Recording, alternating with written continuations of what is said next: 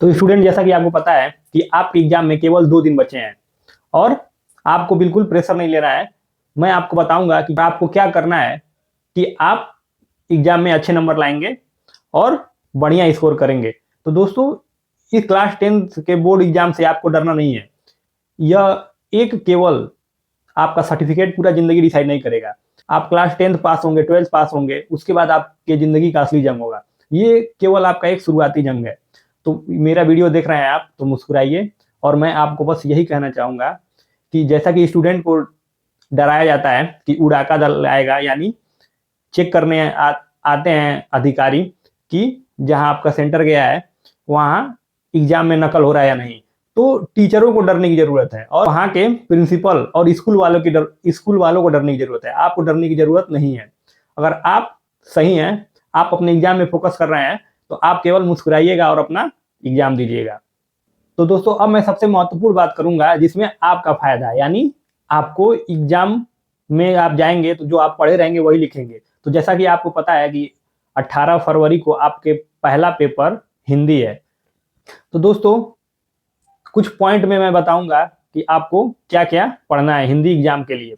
तो सबसे पहला पॉइंट है कि आपको, जैसा कि आपको पता है कि सबसे पहले गद में आएगा गद्यांश संबंधित प्रश्न और पद में भी गद्यांश संबंधित प्रश्न आएगा, जिसमें कुछ महत्वपूर्ण आपको क्वेश्चन पूछे जाएंगे कि यह किस पाठ से लिया गया है और इसका संदर्भ और प्रसंग आप बताइए, या इसकी रेखांकित अंशों की व्याख्या कीजिए। तो जैसा कि आपको पता है कि गद और पद में गद्यांशों से संबंधित प्रश्न आएंगे। और महत्वपूर्ण इसमें है कि लेखक और कवि का आपको जीवन परिचय याद कर लेना। लेखक में आप 2 से 3 याद कर लेंगे इंपॉर्टेंट, और कवि में आप 2 से 3 इंपॉर्टेंट याद कर लेंगे। के आगे आपको रस छंद अलंकार तीनों आपको याद करना है। रस में 2 ठो रस याद कर सकते हैं, हास्य रस और कड़ू रस जरूर याद करें। और रस हो गया, छंद भी याद करें और अलंकार भी याद करें। फिर निबंध आपको एक याद रखना चाहिए। और पत्र लेखन आपको इंपॉर्टेंट पत्र लेखन भी आपको प्रैक्टिस करना है।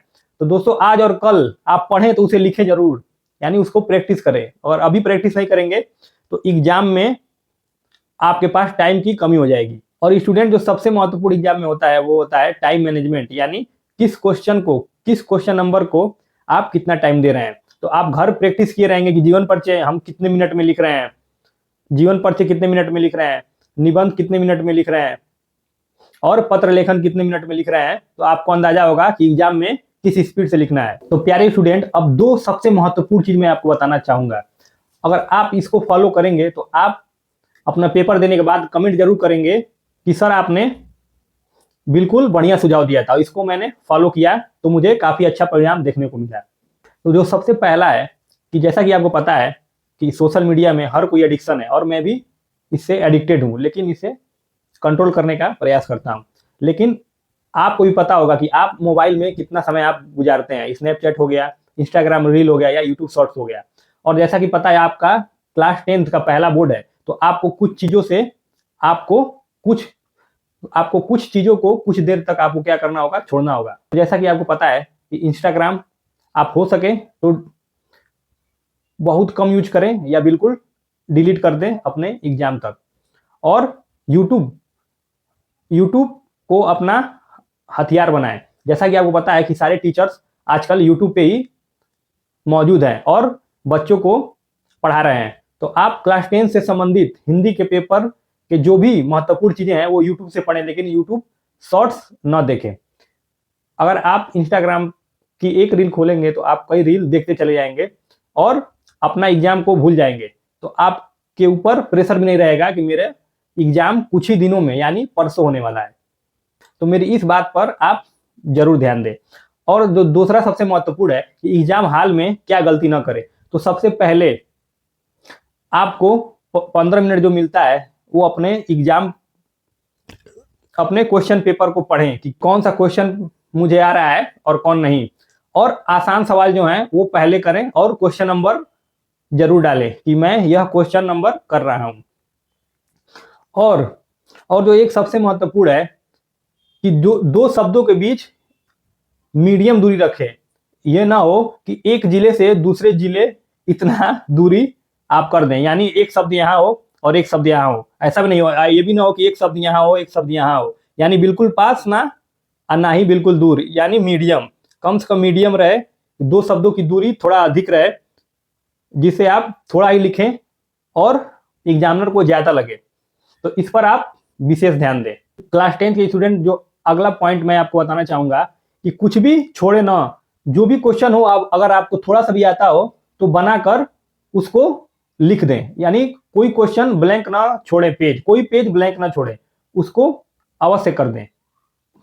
और पूरे क्वेश्चन करने के बाद आपको अगर 10 मिनट या 15 मिनट चाहे 5 मिनट भी आपके पास बचे हो, तो एक बार अपना जो आपका आंसर पेपर है जिसपे आपने आंसर लिखा है, उसको शुरू से लेकर आखिरी तक जितना भी हो सके, जितना टाइम बचा हो चेक करने में, उसको चेक कर लें कि क्या मैंने गलती की है, उसको तुरंत सुधार लें। और जो भी आप पॉइंट्स लिखें उसको अंडरलाइन कर दें ब्लैक कलर से, इससे एग्जामिनर पर अच्छा प्रभाव पड़ेगा। तो स्टूडेंट, अंत में मैं बस आपको यही कहना चाहूंगा कि आप लोगों को, जैसा कि मुझे पता है आपको यह शिकायत होगी कि मैंने कुछ चीजें आपको नहीं बताई, यानी ये चीज नहीं बताई या इसमें ये नहीं बताया, तो अगर मैं बताता तो वीडियो काफी लंबा हो जाता। आप कमेंट में जरूर, जो भी आपको समस्या है आप कमेंट करें, मैं आपको उत्तर अवश्य दूंगा। आपका कोई भी डाउट हो वो मुझे कमेंट में अवश्य पूछें। और मुझे पता है कि आप पेपर में अच्छा करेंगे, तब अच्छा करेंगे जब आप पढ़ के जाएंगे और जैसा कि जो भी मैंने बताया वो चीजें फॉलो करेंगे। और सबसे महत्वपूर्ण चीज लास्ट में मैं फिर कहना चाहूंगा कि जो भी आप याद करें एक बार उसे रफ कॉपी पर अवश्य लिखें, जिसके कारण वो आपके माइंड में छप जाएगा और आपका हाथ भी खुल जाएगा और आपको प्रैक्टिस रहेगा, और वही प्रैक्टिस आपको एग्जाम में काम आएगा। और क्लास 10 के स्टूडेंट, मैं आपसे पूछना चाहूंगा कि क्या आप तैयार हैं एग्जाम की तैयारी में अपना 100% देने के लिए? अगर हाँ तो कमेंट में यस जरूर लिखें, और एग्जाम देने के बाद जरूर बताएं कि आपका एग्जाम कैसा गया। और YouTube पे सारी वीडियोस अलग अलग टीचर्स की उपलब्ध हैं, उसे YouTube पे जाकर अवश्य देखें और अपने एग्जाम की तैयारी पर अपना 100% लगा दें। धन्यवाद।